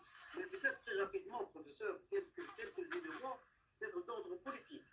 C'est que les changements, d'abord, on doit se poser la question sur ce retour du changement anticonstitutionnel en Afrique. Dans ce contexte de tensions internationales, notamment le retour de, entre guillemets, peut-être de la guerre froide, autant moi je ne préfère pas utiliser ce concept, mais il y a une grande tension au niveau de relations internationales entre deux grandes puissances nucléaires, mais tout d'un coup on voit des changements qui ne sont pas conformes aux constitutions en Afrique. Également ici, et également peut-être l'arrivée d'une puissance qui n'était pas beaucoup présente depuis les années 90 sur le continent, mais elle revient maintenant. Je parle ici de l'Est. Il y a d'autres points, par exemple, parmi les raisons politiques que je vois qui aboutissent peut-être au changement institutionnel. D'abord, les États africains, ce sont des États très jeunes. Ils n'ont pas la maturité des autres pays, comme en Europe, etc. La démocratie, elle est encore jeune, elle est vulnérable. Deuxième point, c'est également, comme je l'ai dit, l'expérience démocratique, elle est récente. Également, les États africains sont vulnérables vis-à-vis de l'influence extérieure, du point de vue économique de la Somalie. La Somalie était tenue de main de fer par l'ancien président. Hein? Mais une fois ce président est parti, maintenant on voit la Somalie depuis des décennies. ce n'est pas bien sûr une raison pour encourager les dictatures, non pas du tout. Loin de moi cette idée, mais ce sont des phénomènes, à mon avis, politiques qui méritent d'être étudiés. D'ailleurs, il y a une vidéo du feu président du Tchad, hein, dans laquelle, avec une interview avec un journal français, qui dit carrément qu'il ne voulait pas rester au pouvoir, mais pour des raisons de contrainte, il a été obligé de rester pour la continuité de l'État. Bon, désolé si j'étais un peu long. Au contraire, c'était très très intéressant ce que vous dites et ça complète un peu la touche géopolitique, politique que les professeurs qui sont très idylliques, très théoriciens du droit n'ont pas. Parce que vous avez quand même vécu à Addis Abeba pendant une vingtaine d'années, vous étiez à l'Union africaine, vous avez vu, et vous étiez d'ailleurs conférencier dans le master de droit de l'Union africaine, et vous avez parlé d'ailleurs de votre expérience au sein de l'Union, et c'était extrêmement bénéfique. On se complète tous en fin de compte. Et je me félicite, professeur Jean-François, pour vraiment la qualité de cette conférence aujourd'hui et le succès que ça a eu. Ça se voit au niveau du débat, les gens qui sont restés avec nous jusqu'à pratiquement 2 heures de temps. Voilà, le mot de la fin, c'est pour vous. Je sais que c'est très difficile de répondre à cette rafale de questions, mais vous pouvez toujours faire une réponse synthétique. Voilà. Synthétique. Merci, merci, chers collègues. Je vais commencer par remercier très chaleureusement M. Mourad Benga pour sa contribution, parce que c'est essentiellement une contribution fort intéressante et comme vous avez dit, qui vient compléter utilement la problématique d'aujourd'hui. On ne peut pas rester seulement sur le terrain du droit, il faut aussi intégrer à la réflexion les éléments politiques et géopolitiques. Et c'est très important. J'ai noté cette question du rôle de l'armée, peut-être qu'à un autre moment on pourra en discuter, parce que c'est une question très importante et Madame la professeure Geldish tout à l'heure indiquait les solutions qui avaient été retenues dans la constitution tunisienne en ce qui concerne l'armée. Mais quand je lis les constitutions de beaucoup de pays africains, ça peut être source de problèmes. Parce qu'il y a une formulation qui fait que le militaire il peut se sentir le dernier gardien ultime de la nation. Il y a des formulations de ce type-là qui donnent légitimité parfois, en tout cas ne serait-ce que dans les discours, pour l'utiliser dans les discours. Et puis, je ne peux que souscrire totalement à ce qui a été dit, notamment sur l'élément politique de crainte pour les chefs d'État de partir, de quitter le pouvoir parce qu'ils savent, ils se disent, si je quitte le pouvoir, je vais être poursuivi, on va... et c'est un problème, ça me rappelle qu'il y a quelques années, en 2018-2019, j'avais été invité en tant que rapporteur à élaborer un rapport dans le cadre de la conférence internationale sur la région des Grands Lacs, sur les problèmes de gouvernance, de sécurité et de lutte antiterroriste, notamment des problèmes de sécurité, sous l'angle de sécurité. Il y avait cette question-là. Et notamment qu'on a abordé sous l'angle du statut d'ancien chef d'État, c'est-à-dire essayer de pousser dans une certaine phase, peut-être que nous n'échapperons pas à cela, c'est-à-dire assurer une garantie pour la transmission du pouvoir à ceux-là, que même s'ils quittent le pouvoir, ils ne seront pas inquiétés dans une certaine mesure, en excluant un certain nombre de crimes, par exemple. Mais ça, c'est une réflexion qui est très importante et qui mériterait d'être menée. Monsieur Ali Ngom, tout à l'heure,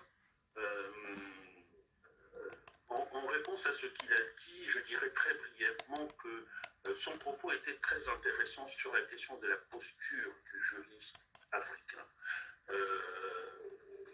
Il y a, par exemple, dans la rédaction de nos textes constitutionnels, moi je suis ici, je vois les collègues que je connais bien, qui défilent en Afrique pour aller rédiger des constitutions, qui sont invités par nos chefs d'État. On préfère toujours ces collègues-là pour des consultations constitutionnelles, mais pour moi, ce n'est pas autre chose qu'une forme de mercenariat intellectuel, parce que la personne qui va intervenir là, c'est pas sa tête. Il vient, il consulte, il prend son enveloppe, il s'en va. Ce qui va advenir après, c'est pas son problème. il faut que les Africains eux-mêmes réfléchissent à ces questions-là. Et je ne résiste pas à la tentation de citer un exemple parce que dans ma conviction, il y a aussi nous, juristes africains, je parlais au début de mon propos de modestie, nous, juristes africains et constitutionnalistes africains, nous devrions intégrer le fait que la Constitution n'est pas l'expression de notre volonté, même si nous sommes des techniciens. Parce que n'importe quel citoyen de n'importe quel pays africain est capable de dire les deux choses fondamentales pour rédiger une Constitution, je ne veux pas de ça, et je veux ça. Ces deux choses-là, par exemple, en Centrafrique, nous avons eu une expérience très intéressante, mais dont on n'a pas tiré toutes les conséquences. Il y a eu avant cette constitution en vigueur aujourd'hui ce qu'on avait appelé les consultations populaires à la base. Et ces consultations ont été dans chaque communauté pour poser la question comment vous voulez, qu'est-ce que vous ne voulez pas, comment vous voulez sortir de la crise, qu'est-ce que vous voulez comme gouvernement. Et je garde ici très précieusement le résultat de ces consultations populaires à la base, qui pour moi était l'essence d'une constitution. Finalement, on n'a pas pris ce chemin-là. Parce qu'il y a eu des juristes pour dire oui, ce qui a été dit là, ce n'est pas conforme au modèle constitutionnel, hein. Il faut jeter ça là-bas. Alors que, comme le rappelait tout à l'heure Madame la professeure, ce qu'on appelle aujourd'hui le modèle constitutionnel, par exemple le français, la Constitution française a toujours avancé sur les deux pieds que je viens de citer. Plus jamais ça. On a connu quelque chose avec un gouvernement précédent, gouvernement d'assemblée. On ne veut plus de gouvernement d'assemblée parce que c'est instable, ça nous a provoqué des blocages dans nos institutions. Donc on ne veut plus ça. Et on veut autre chose. Et ce sont ces deux choses-là, n'importe quel citoyen est capable de formuler ces grands principes-là. Et ensuite, les juristes, leur rôle est de donner efficacité à cette volonté-là. Ce n'est pas leur volonté. نكملوا طيب ليه وقت راه نخدم La sortie du juge burkinabé, mais ce n'est pas tout à fait voté en question parce que demain à 21h heure de Paris et 22h GMT, il y a une session du même type mais organisée sur Twitter qui est organisée par Maître Mamadou Konaté et qui verra où j'interviendrai en compagnie de monsieur le professeur Olo, ancien juge de la Cour constitutionnelle béninoise, et puis d'un autre collègue, précisément sur le juge constitutionnel face au coup d'État. Donc ceux qui sont intéressés, ils vont venir demain et nous évoquerons la question demain à partir de 21h. Et puis,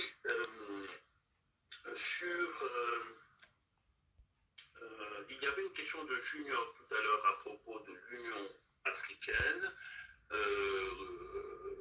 Comment encadrer le droit au coup d'État. Nous n'avons pas beaucoup de temps, il s'agit d'être synthétique et de tirer la conclusion.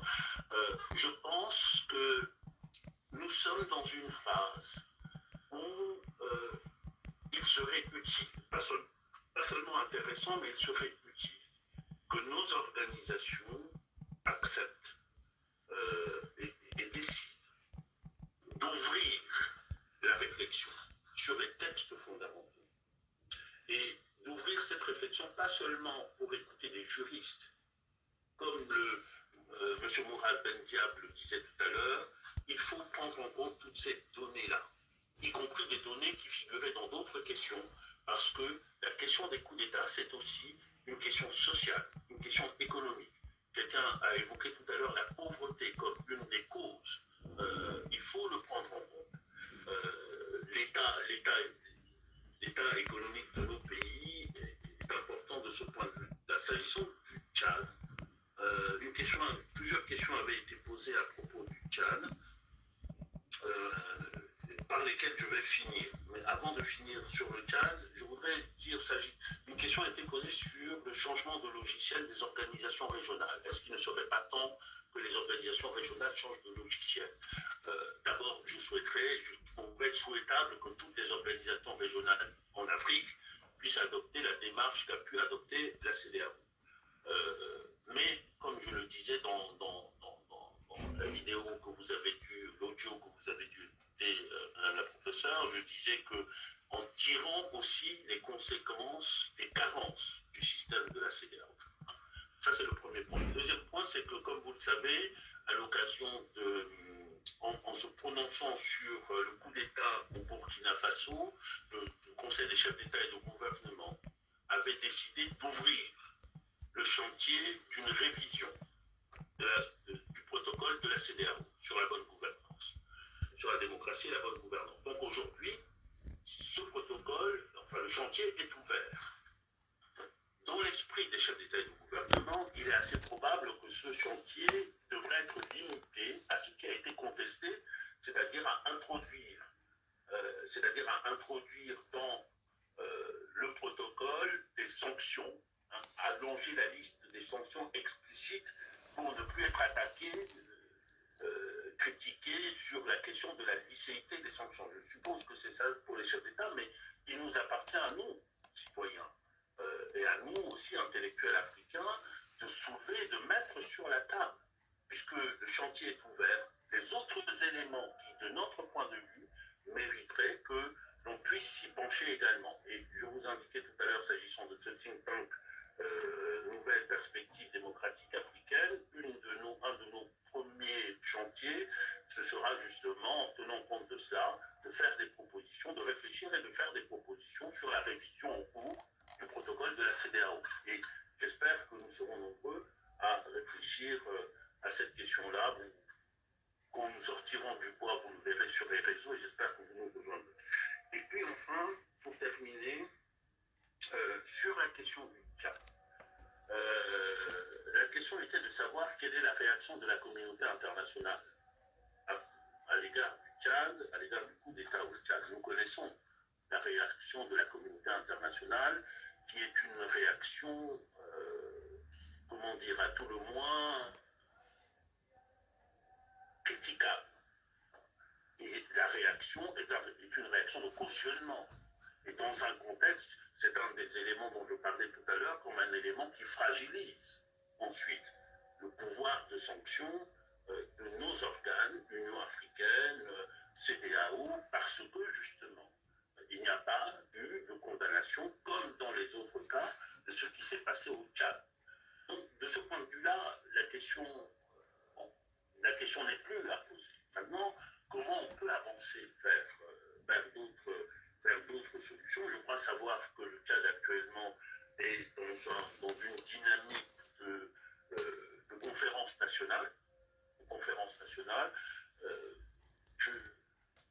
Je suis assez, parmi les éléments qui, pour moi, au plan de la pratique africaine de la démocratie, sont des éléments de valeur à conserver, il y a à mes yeux les conférences nationales, surtout quand elles sont souveraines. Je crois que nos conférences nationales souveraines étaient l'ébauche de quelque chose qui, malheureusement, ne s'est pas poursuivi. Ce sont ces conférences nationales qui ont dit on ne veut plus des coups d'État, par exemple. En prenant en compte, justement, ce que je disais tout à l'heure, c'est le fond de la Constitution, plus jamais ça. On a été gouverné par ça, on a eu de la déstabilisation par des coups d'État, des régimes militaires, dictatoriaux, on n'en veut plus. Et là, quand on regarde en arrière la sociologie des conférences nationales souveraines, ceux qui s'exprimaient à cette époque-là, c'était des gens qui venaient de tous les coins du pays, dans la plupart des cas. Et c'était une expression qui était intéressante d'une démocratie africaine, prenant en compte les avis des uns et des autres. Or, ce qu'on observe, c'est que ce qui a été décidé par les conférences nationales souveraines, lorsqu'un président essaie de revenir dessus, il fait quoi? Il procède par le biais d'un référendum. Quelqu'un tout à l'heure indiquait, je suis d'accord avec, et je terminerai sur ce point-là, quelqu'un avait évoqué tout à l'heure la nécessité d'introduire le citoyen, de passer de la démocratie représentative à une dose de démocratie directe. Et en parlant de démocratie directe, cette personne avait ciblé le référendum. Moi, je reste très dubitatif sur le référendum comme mode réel d'exercice, y compris dans les pays qu'on tient pour des vieilles démocraties. Le référendum est un instrument qui est toujours utilisé par le pouvoir exécutif comme un élément pour renforcer son pouvoir. Le référendum, quand quand on regarde bien, c'est quoi? Le peuple ne prend pas la décision de de modifier la Constitution. Il n'est nulle part lorsqu'on rédige le projet de Constitution. Et puis, on décide de tout ça, et on va l'appeler, on va lui dire, allez voter, vous ne pouvez pas changer l'article 1er ou l'article 10, etc. Vous ne pouvez pas proposer de nouvelles choses. Mais je suis intéressé, moi, à l'inclusion des citoyens dans ces dispositifs-là, mais pas suivant les voies classiques que nous connaissons. Nous avons à réfléchir à de nouvelles voies. Nous avons à réfléchir à ça, pas nécessairement le référendum, mais d'autres moyens de donner sa place aux citoyens ou à des représentants de citoyens dans les institutions et dans les procédures qui existent. Ce sera un moyen à la fois de stabiliser, parce que quand le peuple, on le sait très bien, quand le peuple se lève et qu'il est en colère, c'est comme un tsunami, il est destructeur aussi. Donc, et si on veut prévenir ça, en amont, je réinsiste sur la nécessité de faire de la prévention. Il faut faire vivre nos démocraties au jour le jour et à la satisfaction des citoyens. Ce n'est que comme cela qu'on peut faire barrage au coup d'État, parce que celui des militaires qui va décider de prendre le pouvoir, il aura en face de lui des citoyens qui, à force d'exercer le pouvoir, y ont pris goût parce qu'ils trouvent que c'est ce régime qui leur convient et qui feront face et refuseront de se faire manipuler. Enfin, j'ai parlé trop longtemps, c'était pas très synthétique, chers collègues, mais je vous C'était remercie. très bien, c'était très très bien. Je ne saurais finir sans, vous m'avez lancé tout à l'heure d'emblée une invitation à laquelle je vous réponds par anticipation, doublement, triplement oui. Je serai très très heureux de venir lorsque le Covid nous laissera à votre université pour échanger avec vous-même et avec les étudiants. Ça sera un grand honneur pour nous, juste vous dire merci infiniment pour votre temps, pour votre énergie, pour votre participation, pour la pertinence de votre analyse. On a monté tout cela hier soir, tard, et voilà, c'est la première fois que j'ai 65 participants, ça a été un grand succès. Après votre permission, on a une chaîne YouTube de notre master et on va poster les 2h10, on a fait 2h10 minutes sur la chaîne parce que ça a été demandé. L'Afrique a besoin de nous. L'Afrique a besoin de notre solidarité, du partage de notre savoir, de notre leadership. Je pense qu'ensemble, on pourra faire une Afrique meilleure. Restons en contact. On a toujours de plus en plus des amis, des gens qui sont fidèles aux différentes conférences, débats que nous faisons, mais aussi le travail admirable que vous faites avec Jean-Baptiste au sein de l'APDI. C'est un travail extraordinaire que vous faites et vraiment depuis quelques années, ça va en crescendo et donc j'espère que déjà mes étudiants, ils vous suivent beaucoup et j'espère que les autres participants d'aujourd'hui, ils fassent une petite recherche sur l'Académie de droit international qui est sise à Paris. Et puis, restons en contact. Je vous ai dit qu'entre autres, M. Mamadou a accepté de faire une intervention avec le master dans le cadre de cette série de conférences sur les élections et la bonne gouvernance. Et ça sera dans 2 semaines à peu près. Merci à toutes et à tous. Bonne nuit. À très très bientôt. Et voilà, donc je vous remercie du fond du cœur. Au revoir, bonne nuit. Merci encore et bonsoir à tous. Bye bye.